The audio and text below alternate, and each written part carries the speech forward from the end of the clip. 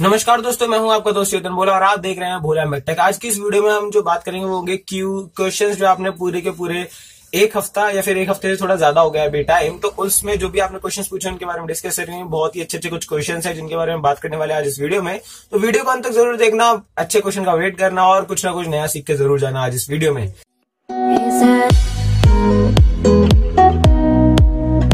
सबसे पहला जो क्वेश्चन मैं ले रहा हूं वो है आर्यन क्वेशे की तरफ से। इन्होंने क्वेश्चन पूछा है कि खड़ी गाड़ी पर रेस देने पर वाइब्रेशन क्यों आती है, गाड़ी के अंदर माउंटिंग ओके हो फिर भी। देखो, माउंटिंग का काम तो है कि वो थोड़ा बहुत वाइब्रेशन को एब्जॉर्ब करेगा, लेकिन वाइब्रेशन को खत्म कर देना बहुत बड़ी बात होगी, बहुत मुश्किल होता है। कभी भी आप कुछ भी वाइब्रेट करेंगे तो वो धीरे धीरे करके कहीं ना कहीं ट्रांसफर जरूर करेगी। अगर आपने बीच में बहुत अच्छा डैम्पर लगा रखा है तो फिर हो सकता है कि कहीं ना कहीं बहुत ज्यादा एक्सटेंड तक वो वाइब्रेशन को एब्जॉर्ब कर ले, लेकिन फिर भी कुछ ना कुछ vibration at the end point तक जाएगी ही जाएगी। तो इसका मतलब कि जब भी इंजन वाइब्रेट करेगा तो फिर माउंटिंग पॉइंट चाहे कितना भी अच्छा हो फिर भी थोड़ी बहुत शेजी तक जाती है। फिर शेजी आती है तो थोड़ी बहुत गाड़ी वाइब्रेट होती ही होती है। लेकिन हाँ, अगर यूजुअल से थोड़ी सी ज्यादा आ रही है तो इसका मतलब कहीं ना कहीं आपके इंजन में कुछ प्रॉब्लम हो गई। इंजन में प्रॉब्लम मतलब मिस फायरिंग हो सकता है, क्योंकि बाकी सब जब मान लेते हैं कि कोई एक सिलेंडर का पावर स्ट्रोक नहीं दे रहा है और बाकी सब पावर स्ट्रोक दे रहे हैं, तो उस सिलेंडर की वजह से थोड़ा सा जो बैलेंसिंग की प्रॉब्लम है वो आने लगेगी। और अगर और ज्यादा प्रॉब्लम आ रही है तो इसका मतलब कहीं ना कहीं मिसिंग की अच्छी खासी प्रॉब्लम है आपकी गाड़ी में। तो मिसिंग चेक कर लेना अगर आपको यूजुअल से थोड़ी सी ज्यादा वाइब्रेशन लग रही है। लेकिन अगर यूजुअल वाइब्रेशन है तो कोई चिंता वाली बात नहीं है, आती ही आती है। अगला जो क्वेश्चन है वो अर्पित त्रिपाठी की तरफ से। इन्होंने पूछा गियर बॉक्स में कुछ चेंजिंग करके हॉर्स पावर या फिर बीएचपी में कुछ इंक्रीज किया जा सकता है कि नहीं। तो देखो, ब्रेक हॉर्स पावर में बता चुका हूं कि शाफ्ट पे जो पावर मिल रही है इंजन की शाफ्ट पे वो होगी ब्रेक हॉर्स पावर, इंजन की ब्रेक हॉर्स पावर। इसके अंदर कुछ चेंजेस करने के लिए देखो, जो भी रेटेड होती है, देखो पावर जो होती है वो वेरी करती है, मतलब आप 0 से उठेगी फिर ऊपर तक जाएगी तो मतलब कर तो सकते हो। लेकिन अगर आप बात करें कि मैक्सिमम ब्रेक हॉर्स पावर से भी ऊपर जाना है तो फिर इसका मतलब आपको कहीं ना कहीं इसके जो लॉसेज हैं उन सबको कम करना पड़ेगा। कहीं ना कहीं इसमें जो भी लॉसेज वगैरह हो रहे हैं या फिर जो भी इधर उधर जैसे हीट लॉस हो जाता है, उसके बाद जो भी इधर उधर के जो लॉसेज होते हैं उन सबको कम करना पड़ेगा, तभी आप ब्रेक हॉर्स पावर को बढ़ा सकते हो, वरना नहीं। और अगर वही बात करें हॉर्स पावर की, तो हॉर्स पावर में वो होता है ट्रांसमिशन तक, तो ये भी ऐसा ही होता है 0 से आगे तक बढ़ता है। हॉर्स पावर मतलब जितना ज्यादा फ्यूल लगाओगे उतना ज्यादा हॉर्स पावर बढ़ेगा। लेकिन अगर आप मैक्सिमम से भी ऊपर जाना चाहते हो तो फिर आपको जो ट्रांसमिशन में लॉसेज हो रहे हैं उन सबको कम करना पड़ेगा, फिर आप इसको बढ़ा सकते हो। तो बढ़ा तो सकते हो लेकिन आपको बहुत ज्यादा ऑप्टिमाइजेशन करनी पड़ेगी, बहुत ज्यादा लॉसेज को बचाना पड़ेगा। अगला जो क्वेश्चन है वो है अमान मलिक की तरफ से। सर बताएं 1.2 लीटर इंजन 6.2 लीटर इंजन, इसको सरल भाषा में समझाएं ना, ये होता क्या है।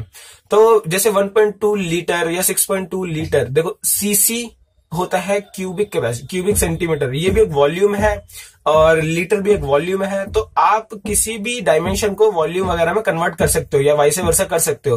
तो ऐसे इसमें है कि जैसे 1.2 लीटर है तो वो हो गया 1200 सीसी इंजन, अगर 6.2 लीटर हो गया तो 6200 सीसी इंजन। तो पॉइंट हटा के आगे 2 जीरो लगाना, फिर उससे आपका लीटर इसको सीसी में कन्वर्ट कर सकते हो, या फिर into 1000 कर दोगे तो आपका सीसी में आ जाएगा, कोई भी लीटर होगा तो अगर आपका 1 लीटर है तो 1000 सीसी हो गया, इस तरह से। ठीक है, अगला जो क्वेश्चन है वो है अली कादिर की तरफ से। भाई साहब ठीक है, पर आप ये समझाओ, जब हम रनिंग कार में सडनली ब्रेक अप्लाई करते हैं तो टॉर्क कन्वर्टर का कौन सा पार्ट स्टॉप होता है और क्या नुकसान होगा टॉर्क कन्वर्टर को। अब टॉर्क कन्वर्टर की वीडियो जो थी उसके ऊपर इन्होंने कमेंट किया, अगर आपने नहीं देखी वो वीडियो तो प्लीज अभी के अभी देख लो। होता क्या है कि टॉर्क कन्वर्टर में एक स्टेटर होता है और एक टरबाइन होती है। जो टरबाइन होती है वो जाके लगती है उसके साथ ट्रांसमिशन के साथ, और जो स्टेटर होता है वो लगा होता है फ्लाईव्हील के साथ। तो जैसे जैसे फ्लाईव्हील घूमता है स्टेटर घूमने लगता है, इसके अंदर जो फ्लूइड होता है उसका रिएक्शन की वजह से टरबाइन घूमने लगता है। अब जब भी आप ब्रेक लगाएंगे तो ब्रेक लगेगा इस टरबाइन के ऊपर, क्योंकि टरबाइन है ट्रांसमिशन से कनेक्ट, तो ब्रेक लगेगा इस टरबाइन के ऊपर। उसके बाद यहाँ पे फ्लूइड में होगी काफी ज्यादा हलचल, जिसका इफेक्ट आएगा स्टेटर के ऊपर, और उसके बाद फिर इंजन के ऊपर इंजन ब्रेकिंग जैसा कुछ होने के चांसेस लगेंगे। तो ये सब सिनेरियो होता है जब भी आप कुछ करते हैं, ब्रेक लगाते हैं टॉर्क कन्वर्टर के अंदर। तो अगला जो क्वेश्चन है वो है डॉक्टर आदित्य डेंटिस्ट की तरफ से। इन्होंने पूछा है make video on exact position of differential gear on front wheel drive. हो सकता है कि मैं आगे चल के किसी इस टॉपिक पे वीडियो बना दूं, लेकिन अभी आपके लिए मैं बताता हूँ एक बहुत छोटी, उसमें बहुत जल्दी शॉर्ट में बताता हूँ। तो क्या होता है कि आगे वाले जो फ्रंट व्हील ड्राइव होती है उसमें इंजन भी आगे होता है, ट्रांसमिशन भी आगे होता है, तो उनको डिफरेंशियल भी आगे लगाना होता है। तो वो क्या करते हैं, डिफरेंशियल को गियर बॉक्स के अंदर ही माउंट कर देते हैं, और जैसे गियर बॉक्स घूमता है वैसे डिफरेंशियल घूमने लग जाता है और वो ड्राइव शाफ्ट को घुमाने लग जाता है। सिंपल है। अगला जो क्वेश्चन है कमलेश यादव की तरफ से। Sir why we are calling biodiesel, we can call bio petrol also. No, क्योंकि बायोडीजल एक जो भी हमने बायोडीजल बनाया है उसको मिलाते हैं डीजल के साथ, फिर इन दोनों की कंपोजिशन मिलके बनती है बायोडीजल। जैसे B20, B80 ऐसे करके कुछ बोला जाता है, तो उसको बोला जाता है बायोडीजल, क्योंकि उसको डीजल के साथ कंपोजिशन बनाई जाती है, तब वो जाके यूज हो सकता है, ऐसे नहीं यूज हो सकता। अगला जो क्वेश्चन है शाह नवाज की तरफ से, इन्होंने पूछा है बुक कौन सी खरीदे।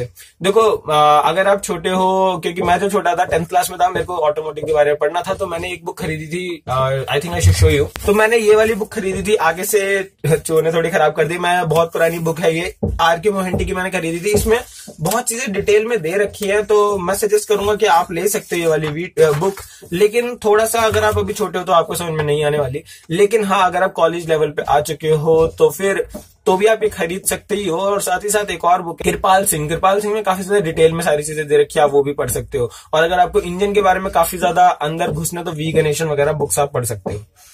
अगला जो क्वेश्चन है वो है ग्रीन वैली ग्लोबल एकेडमी की तरफ से, इन्होंने पूछा P108D और P0697 फोल्ट कोड आ रहा है, इसका मतलब क्या है।